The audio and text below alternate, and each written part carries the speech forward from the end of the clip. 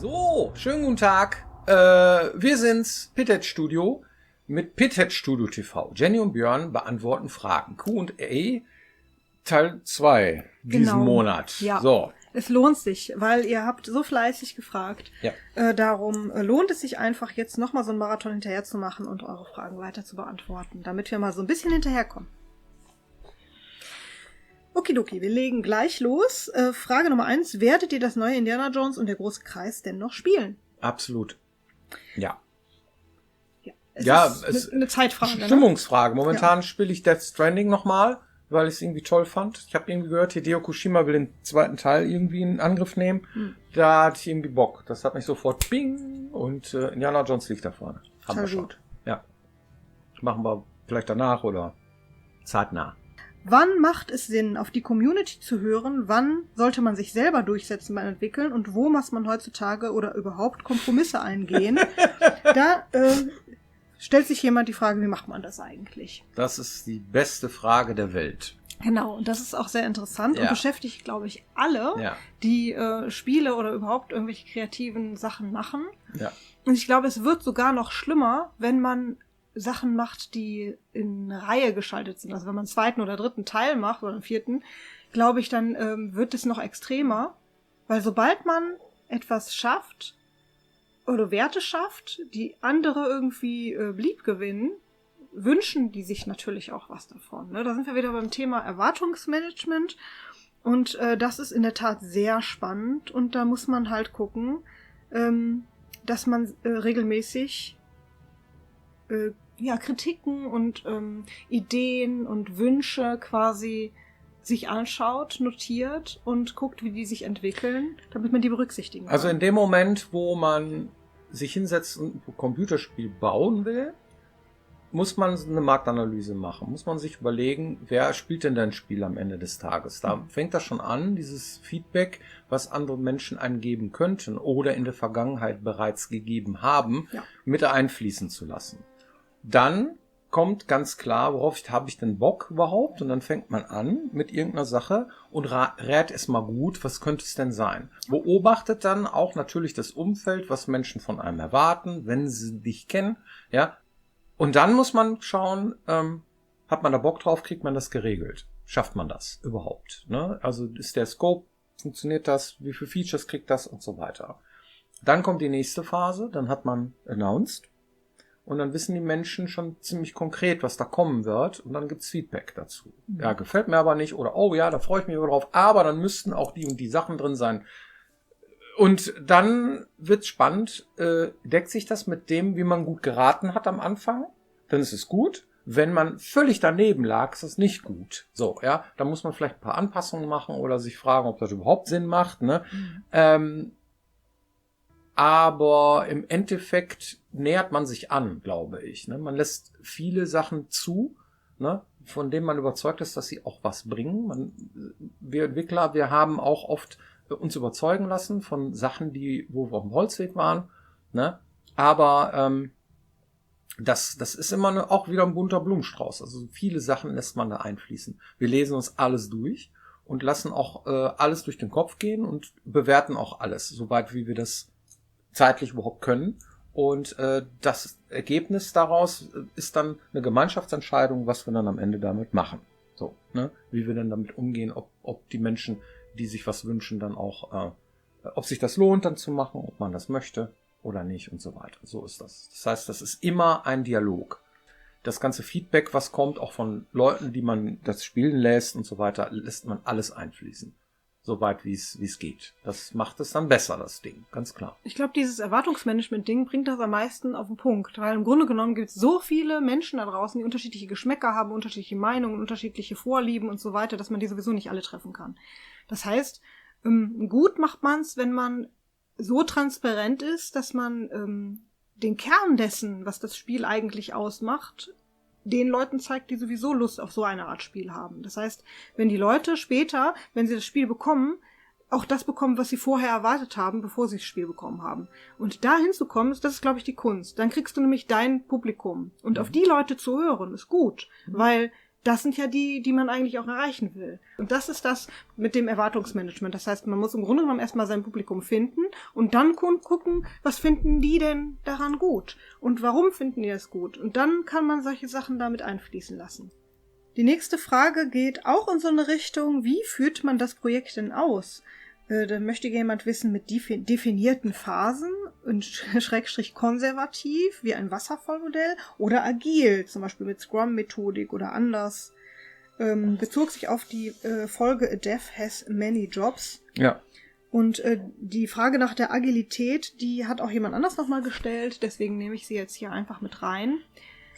Das heißt, wie flexibel kann man denn überhaupt während der Entwicklung noch reagieren?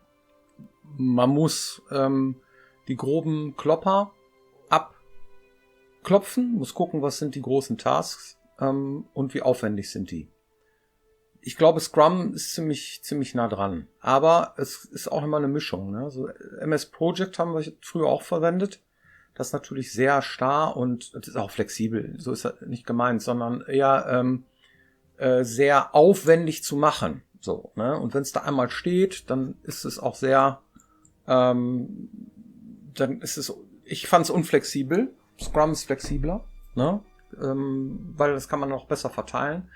Was ist das? Man verteilt seine Tasks auf Tickets, ne? Stellt man sich vor, man hat Post-its, das sind so ein kleiner Block, ne, wo man Zettel draufschreibt, schreibt man ein Stück Arbeit drauf.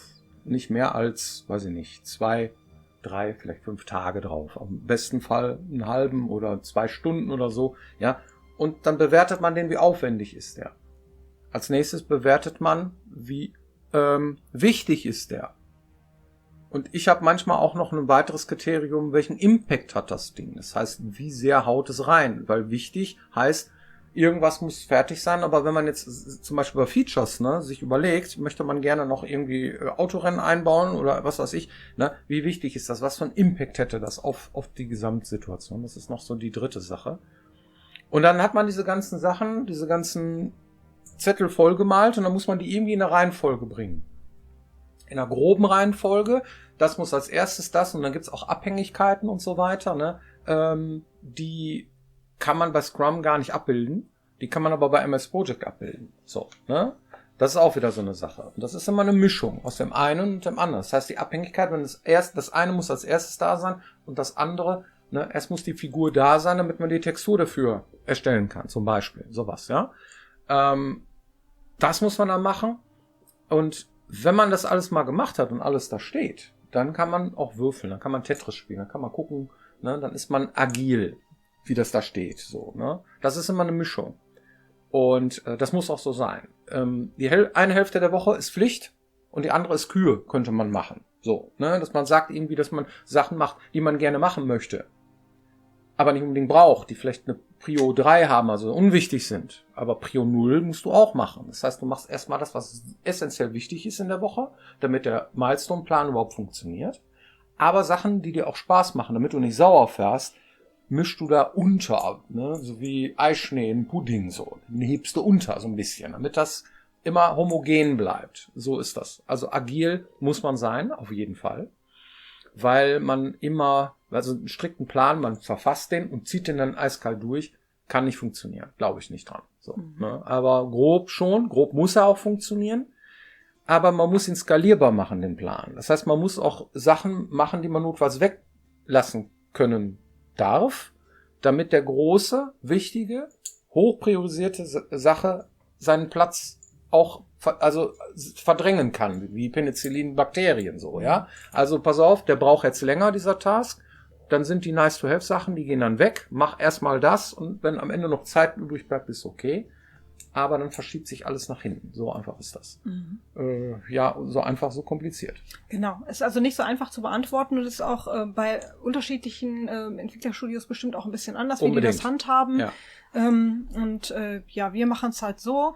und schauen dann, wenn irgendwelche Einflüsse von außen dann kommen, dann fließen die halt quasi in dieses Prinzip mit rein und dann schaut man halt, was man kriegt, also was man schafft und was man nicht schafft. Und wenn man irgendwas nicht schafft, dann haben wir gelernt, es ist halt auch nicht so blöd, wenn man das einfach kommuniziert, ja, und so sagt, also das dauert so lange oder ist so teuer, dass es sich einfach am Ende überhaupt gar nicht rentieren würde. Und darum lassen wir diesen Task jetzt weg und machen stattdessen lieber irgendwie die 3 rein, weil die haben auch so genauso einen großen Impact, sage ich jetzt mal, aber die sind viel schneller einzubauen und solche Sachen. Da muss man halt wirklich ein bisschen überlegen. Es geht nicht alles. Dann macht man die eierlegende Wollmilchsau, ne? Man muss sich bei einigen Sachen einfach entscheiden. Das ist auch nicht unbedingt dann besser. Das ist auch wieder wahr, ne? Dann soll ja am Ende auch rund sein und am besten irgendwie auch noch performant und Spaß machen und manchmal macht man sich ja auch durch blöde Ideen wieder was kaputt. Ja. So, dann die nächste Frage. Wollt ihr euch das Gothic Remake denn auch angucken, wenn es denn dann kommt? Ja, sicher. Ja, das machen wir bestimmt. Also, das ist ja auch spannend. Ja. Insofern werden wir das bestimmt auch machen.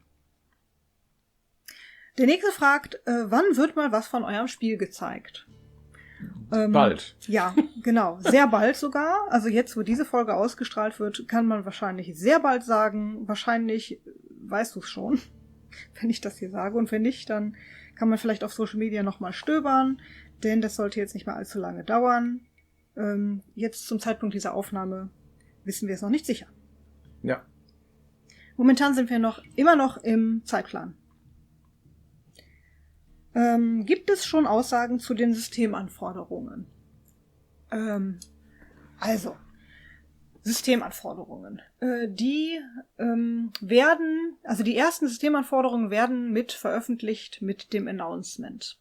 Allerdings muss man dazu sagen, dass die teilweise sicherlich noch so lange Platzhalter sein werden, bis wir auch sowas wie am Ende das Spiel fertig haben, das dann gepolished haben und damit nochmal schauen, was kann es denn jetzt? Denn viele Sachen kann man zum jetzigen Zeitpunkt ja noch gar nicht optimieren, später aber schon und darum ist das einfach noch nicht final. Ja, ihr müsst euch vorstellen, erst wenn das Spiel alle Sachen drin hat und so, kann man es ja dann nochmal gucken, wie ist die Performance denn dann? Was kann man daran jetzt nochmal machen? Und dann erfolgt erst die Optimierung, dass man sich ransetzt und sagt, wir verbessern die Performance jetzt nochmal. Und danach ergibt sich ja schon wieder eine neue Variante für Systemanforderungen. Und darum ist das zu so einem frühen Zeitpunkt nie final. Ja. Die nächste Frage ist, wird es eine physikalische Version von eurem Spiel geben? Boah. Tja. Wäre schön, ne? Schauen wir mal. Weiß nicht. Keine Ahnung. Ja, auch das richtet sich sehr stark nach der Nachfrage. Ja.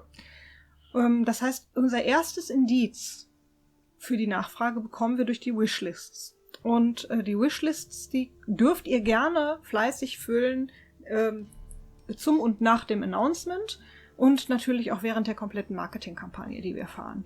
Und dann sehen wir, wie viele Leute interessieren sich denn überhaupt fürs Spiel. Und dann können wir gerne auch mal sowas wie eine Umfrage starten, wie viele Leute hätten dann tatsächlich Interesse an sowas wie, was weiß ich, einer kleinen Special Edition, die dann tatsächlich man sich in den Schrank stellen kann. Und dann können wir evaluieren, ob das sich überhaupt tragen kann oder nicht. Das müssen wir abwarten.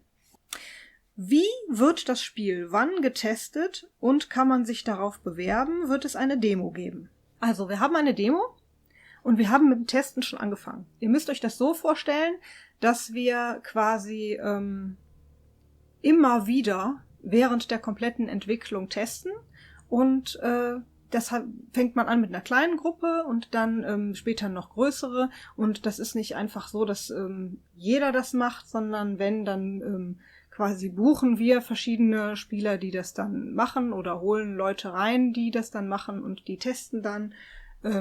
Und deswegen kann man sich aktuell nicht öffentlich darauf bewerben. Sollte sich das irgendwann ändern, würden wir das natürlich veröffentlichen.